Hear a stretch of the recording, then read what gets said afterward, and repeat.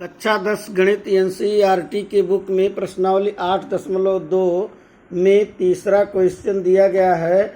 यदि tan a plus B equal √3 और tan a minus B equal 1/√3, जहाँ पर 0 से बड़ा है a प्लस बी और वो 90 अंश से छोटा है, और a बड़ा है b से, तो a और b का मान ज्ञात करना है।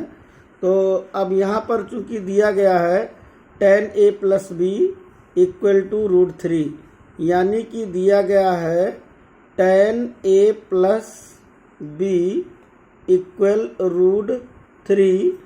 तो अब हम देखते हैं ये √3 tan कितने का मान होता है, यानी कि √3 tan 60 अंश का मान होता है। तो हम ये लिखेंगे tan a plus B equal tan 60 डिग्री, मतलब √3 की वैल्यू tan 60 के बराबर होती है।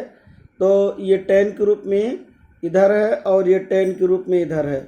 तो अब चूंकि tan का फंक्शन ये दोनों है और इनके ये एंगल दिए गए हैं, अर्थात a प्लस बी 60 डिग्री के बराबर होगा। दोनों त्रिकोणमितीय फंक्शन अगर बराबर हैं, उनकी वैल्यू बराबर है, तो दोनों का मान कोण का भी बराबर होना चाहिए। तो a प्लस बी का मान कितना डिग्री के इक्वल हो जाएगा? ये 60 डिग्री के इक्वल हो जाएगा। अब जो है दूसरे में दिया गया है tan a minus B equal 1/√3। तो अब हम ये सोचते हैं कि tan कितने का मान 1/√3 होता है। तो tan 30 अंश का मान 1/√3 होता है। तो 1/√3 के स्थान पे हम लिख सकते हैं tan 30 डिग्री, और इधर tan a माइनस बी उतार लेंगे। ऐसे इधर tan a माइनस बी उतार लेंगे और इसकी वैल्यू 1/√3, ये tan में कितने डिग्री का होता है? 30 डिग्री का होता है। तो अब दोनों ओर tan का फंक्शन और ये कोण है, tan का फंक्शन ये कोण है, दोनों का मान बराबर है। तो ऐसी स्थिति में कोण का मान बराबर होना चाहिए। तो इसलिए कोण a माइनस बी इक्वल 30 डिग्री के होगा। ये समीकरण नंबर 2 बन गया। तो अब इसमें हम क्या करेंगे? समीकरण 1 और 2 जोड़ेंगे। तो समीकरण 1 और 2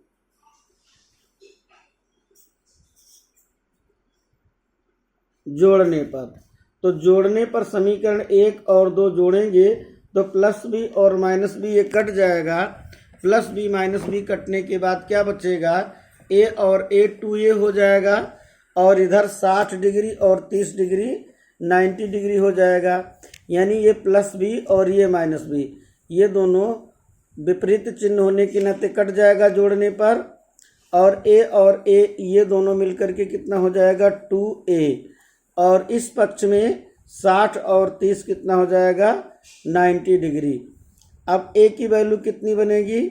90/2, और 90/2 जब डिवाइड होगा तो ये 45 डिग्री, 90 में 2 से भाग देंगे 45 डिग्री हो जाएगा।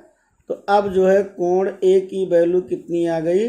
45 डिग्री। हमको ज्ञात करना था कोण a और कोण b दोनों का मान। तो कोण a का मान आ गया 45।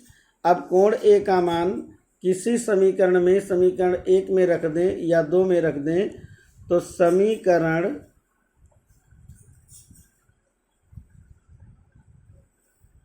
1 में कोण a का मान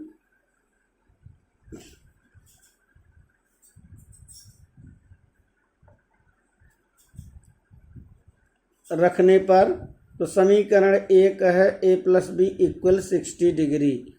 तो a plus B equal to 60 डिग्री है, तो a का मान कितना रखेंगे? 45 प्लस b इक्वल 60 डिग्री। तो b क्या होगा? 60 माइनस 45, घटाएंगे तो 10 में से 5 घटाएंगे 5, यहाँ 5 में से 4 घटाएंगे 1, तो कोण बी की वैल्यू कितनी आ गई, 15 डिग्री हो गई। तो कुल मिलाकर के हमको कोण ए और कोण बी याद करना था। कोण ए का मान 45 डिग्री आ गया और कोण बी का मान 15 डिग्री आ गया। और इसमें प्रश्न में दिया गया है कि कोण ए ग्रेटर है कोण बी से, तो हमारा जो उत्तर आया है कोण ए 45 है कोण बी 15 है, तो अतः कोण ए बड़ा है कोण बी से। तो इस प्रश्न में दिया गया था यदि tan a plus B equal √3 और tan a minus B equal 1/√3, तो हमको जो है a और b की वैल्यू ज्ञात करनी थी। तो जो पहला मान है उसको मैंने लिखा ये √3 का मान tan 60 डिग्री, तो दोनों ओर एंगल को बराबर कर दिया। चूँकि फंक्शन समान है, tan का फंक्शन है, तो एंगल भी समान कर सकते हैं। और यहाँ tan a minus B equal to 1/√3 दिया गया है, तो ये tan 30 की वैल्यू होगी।